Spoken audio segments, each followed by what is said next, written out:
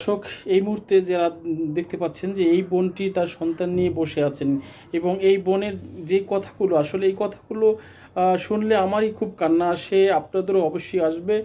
বোন, আপনি কেন নিচে তাকিয়ে আছেন সন্তানের দিকে, একটু জানতে চাই আপনার কাছে।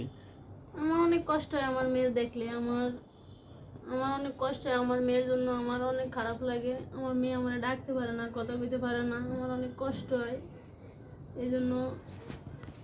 কোনো কথা বলতে পারে না? যে না, যে শুধু মা ডাকতে পারে, আর কিছু ডাকতে পারে না। শুধু মা ডাকে? জি। আচ্ছা, এটা কত বছর? এই 8 বছর তো লাগে। 8 বছর। জি। তো বোন, এই যে আপনি প্রোগ্রাম করেছেন, আসলে সহযোগিতা কেমন পেয়েছেন? না, এখনো পাই না, ইনশাল্লাহ আশা দিচ্ছে? আশা দিচ্ছি পামো। তাই আচ্ছা, আমি শুনলাম যে আপনার অনেকেই অনেক কথা বলে যে প্রোগ্রামের করার পরে যে কেন পড়ে আছেন, এই ধরনের অভিযোগ আপনি আমার সাথে করেছেন। তো এই বিষয়ে একটু বলেন না, কি কি বলে ফোন দিয়ে? ফুল দিয়ে মানে এরকম না রেখে মাইরা ফেলাও, সুই দিয়ে মাইরা ফেলাও, এরকম বলা। এই অনেক অনেক কথা বলে আমার মেয়ের নিয়ে। আমি ওরুকা কান দিই না। আমার মেয়ের আমি 8 বছর তো লাগে ট্রিটমেন্ট করাইছি। আমি সামনের দিকে আরো করতে চাই, ইনশাল্লাহ আমার মেয়ের সুস্থ হয়, এই জন্য আমি ক্যামেরার সামনে আসছি।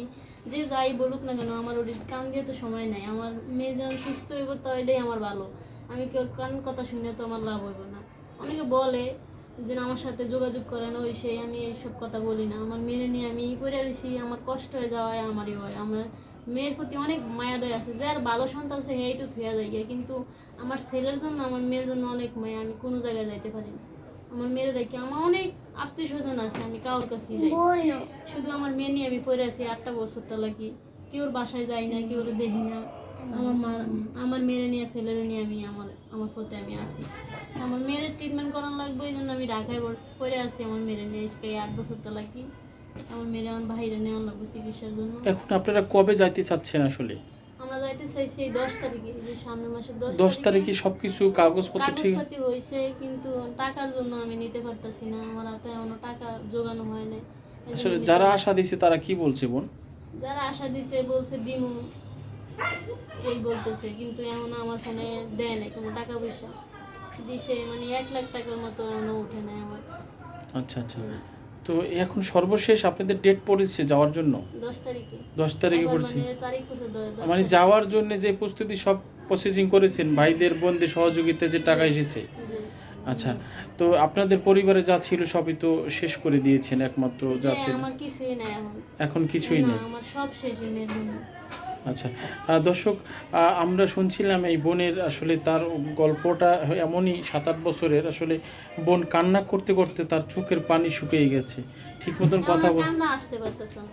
এখন অনেক কান্না করছি, আমার মেয়ের নিয়ে আমি অনেক কষ্ট করছি, কিন্তু আমার ওনার চোখের পানি পড়তেছে না। কত কান্না করবো আর? বোন, আপনার সাথে যদি যোগাযোগ করে আসলে নাম্বারটা একটু বলে দিবেন আপনার? যে নাম্বারটা জি, নাম্বারটা একটু বলে দেন।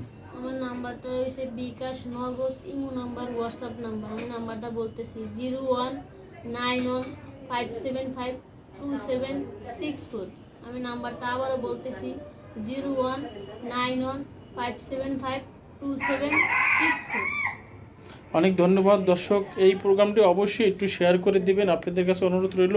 এই পরিবারটি আপনাদের শেয়ারের মাধ্যমে অবশ্যই একটু আলোর পথ দেখতে পারবেন ইনশাল্লাহ। এবং যদি আপনারা যে যা পারেন অবশ্যই এই বোনের সাথে যোগাযোগ করবেন, নাম্বার তো অবশ্যই দিয়ে দিয়েছে। তো সবাই ভালো থাকুন, সুস্থ থাকুন। আর কিছু বলার আছে বোন দর্শকের উদ্দেশ্যে? সকলে যে আমার মেয়ের পাশে দাঁড়ায়, আমার এটুকুই বলা, যে সবাই সাহায্য করে আমার মেয়ের পাশে দাঁড়ায়, এটুকুই বলার আছে, আমার আর কিছু বলার।